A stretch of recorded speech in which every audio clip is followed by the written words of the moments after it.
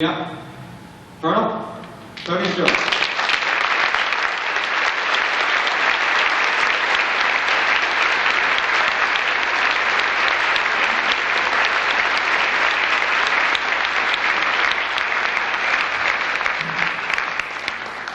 Hello, how's everybody out there? Well, clearly they did not do a background check on me. Or there probably could have been some other options up here today. How many folks here are planning to go to the Eagles game? And I knew you'd raise your hand, Jim. You got at least one. Jim, you can leave now if you like. I'll get you a copy later or something like that. Anybody needs to get to the game, please move out. Great crowd. I'm glad to be here. Really honored. John, thanks very much for the introduction. And it's great to see the crowd in the Bonner community here. I really am humbled by being here today. Friends, family, my wife is here, faculty, students, grads, and the Bonner family. And congratulations on 50 years.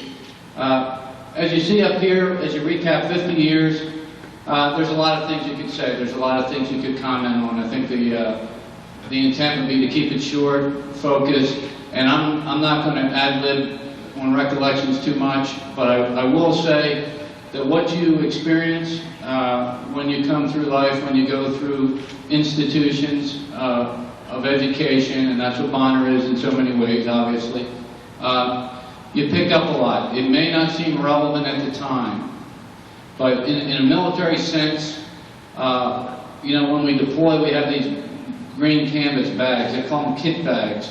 A military expression is that pick that one up and put it in your kit bag. You may need it later. So that when you deploy, you always take your kit bag with you. And in that kit bag, you have what you need, hopefully. And Bonner is largely a contributor to your kit bag, to all the students' kit bag, to everyone who's come through there. And what you get is you get a lot of things that you may or may not realize you need, but they're presented to you. They're put in your kit bag, and you build that up and you take it with you. Eventually you're going to need to draw on it. You may not know when, you may not know where, and you may not know how, and it's probably only in retrospect that you realize the importance of that. I took out my yearbook coming here, and of course I've been away really 35 years, from 67 to now, if my math is correct, somebody check me quick. I come home every year, but I really didn't see a lot of people routinely because clearly I didn't live in the area. And so it's interesting to come back. It's certainly, today in the gym, many emotions, many thoughts, many reflections, and very, very reflective time, and I think everybody should take the opportunity to do that, and today's a good form, and that video up there I think is very helpful as well. Father Melton was up there a couple times in the video. Obviously an impact player, I think, on the team. Anybody who knew him. Pulled out my yearbook, and as a matter of fact, I was flipping through it, and he had signed my yearbook over a picture of himself. And what he said was, and I'm not a priest, in case you didn't know, so I'm not going to give a heavy religious flavor to this, but there's clearly parallels. There's parallels to many things. I'll draw a couple of those as we go along. I was a soldier. Still am to some degree today. I still work at the Pentagon in a civilian capacity.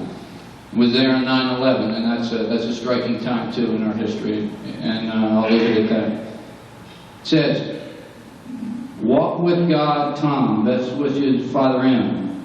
And if you think, Mrs. Gottschalk, where are you? She saw me. It's been I don't know how many years. She said, "Yeah, you remember when you got cut? You remember when you got caught breaking curfew? You remember?" And I said, "Gee, it's great seeing you again." And yeah, that's the kind of stuff that went on when I was a student, and I did all right. I got through it. Discipline is very important. It's important in the military. It's important in the school. Do we still have a disciplinarian by designation? Yes. Yeah. Well, probably not needed anymore, is it? Oh, okay. And there were little things like bend over and touch your toes, and then you had this huge stinging pain in your butt right afterwards because of a board. We probably don't have corporal punish like that anymore, do we? No, bring it back.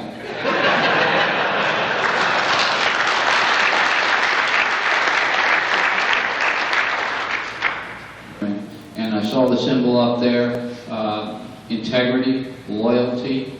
These are not just words. These are things you earn, these are things you observe over time, and you see it embodied in the school. During that mission you saw there in Mogadishu, was tough times. This Thursday will be the 9th anniversary of the 3rd of October, 1993. That's the date that mission happened in Mogadishu. And very dramatic date in my life, obviously, and for many other people.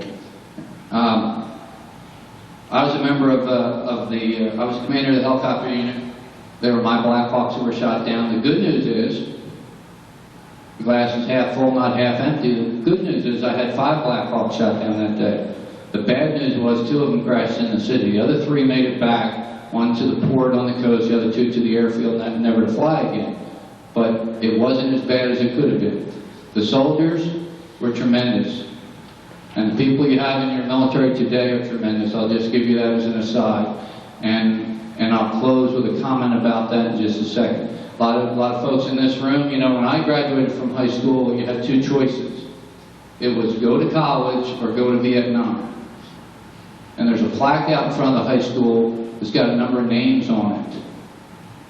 So folks who here are old enough to remember, and we must always do that as well.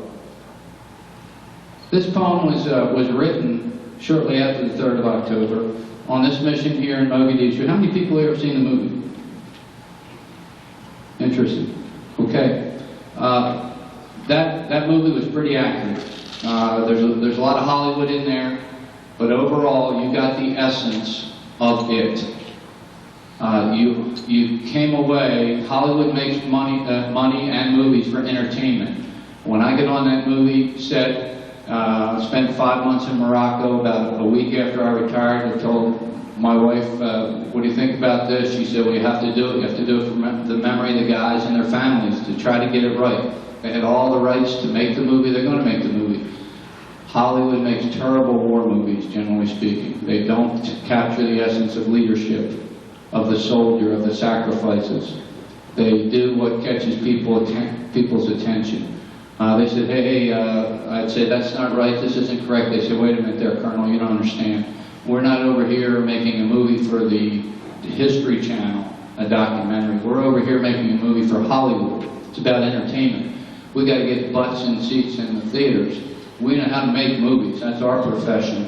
We just need your technical advice. You know, we want kids with their hats on, 15-year-olds in the theater with their hats on backwards. And people go to the movies to suspend reality. They want to be entertained. They want their soda and popcorn, and they want to get their money's worth. So we know about all that stuff. So every day it was a fight. Every day it was about compromise. Every day it was about values, staying true to the essence and the memory of those soldiers. And at the end of the day, they finally got it, I think. And what you see on that screen and in that movie is a function of not entertainment, but education. If you don't escape reality, reality kind of hits you right between the running lights. And we're very proud of the product and what those soldiers did. And I'm going to close with a reference to that in a minute. Here's what the poem said. This poem was written about the Night Stalkers. It was written by the Delta Force commander who was there. And that's no shabby group itself. There was also a battalion of Rangers there, United States Army Rangers. And this guy wrote this poem, and it goes like this. When the roll was called that morning, we listened for their names. We passed in solemn silence, for each it was the same. None answered to the roll call. Each one had passed away. We felt the pain and anguish on that sad and mournful day. Each of us who knew them knew it was not their last fight, for God will take them home. With Him, they'll make their last flight. Only those who fought with them on their final day know what heroes they really were. Yes, heroes we will all say. For each of them was more concerned with the welfare of others. Their selfless love they possessed makes us a band of brothers. There was no hesitation with the bullets around them flying. They came to help their buddies, for they knew that others were dying. Yes, these men were heroes with each warrior, what each warrior wants to be, but these were very special ones, for they were night stalkers, you see. So when their story is told, everyone will then admit it's more than just a motto, night stalkers don't quit. And I would mention about not quitting and hanging in there and staying with things. You never know how important that may be as your life goes on. In closing, as my brother indicated, hey, I'm a kid from the neighborhood, you know, St. Joe's, played sports, CYO, just like a lot of you did. Went to Bonner, went to Drexel, was prepared for that with the education I received from a number of sources, Bonner not the least of them. And those kids that were there in Mogadishu that day, where were they from? They're from the same places. They were from the Philadelphia area. They were from New Jersey. They were from America. This audience here could just as easily have been you. The strength exhibited, the patriotism, the valor that day came from a lot of the things that I mentioned here earlier. And they came largely from the leadership in the school, and the environment, the institution, and the concepts and the principles that I mentioned a little earlier. That's who did that.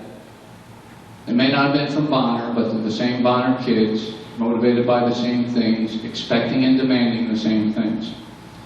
I want to thank everybody here, the family, friends, teachers, coaches, the priests, the students. It's great seeing everyone.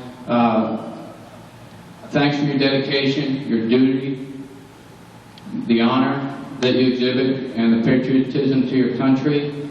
And you never know it and how much it's going to mean and when it might apply. But as Father Melton said, remember I started off with this, walk with God, fill in your own name. Thank you very much.